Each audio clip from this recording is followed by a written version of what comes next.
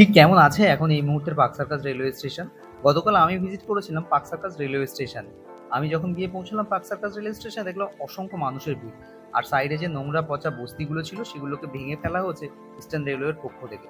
আর মানুষের চলার জন্য করে দেওয়া হয়েছে একটা প্রশস্ত রাস্তা। আগে আমরা হিমশিম খেয়ে যেতাম প্রত্যেকটা মুহূর্তে একটা স্টেশনের এ মাথা থেকে ও মাথা যাওয়ার জন্য। ছিল মাঝখানে অনেক বেশি স্টল এবং সেই স্টলগুলো অনেক বেশি নোংরা।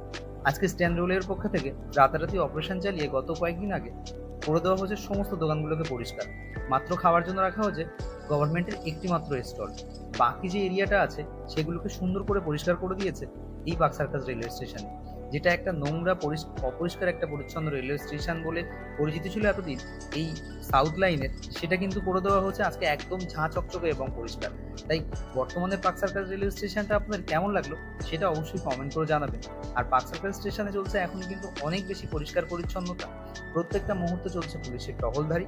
আর চলছে তার স্টেশন চত্বর পরিষ্কার করার জন্য লাগানো হচ্ছে ঝাড়ু প্রত্যেকটা মুহূর্তে, এবং চলছে পুলিশের টহলদারি এই পার্ক সার্কাস স্টেশনে। কেমন লাগলো আজকে পার্ক সার্কাস স্টেশনের এই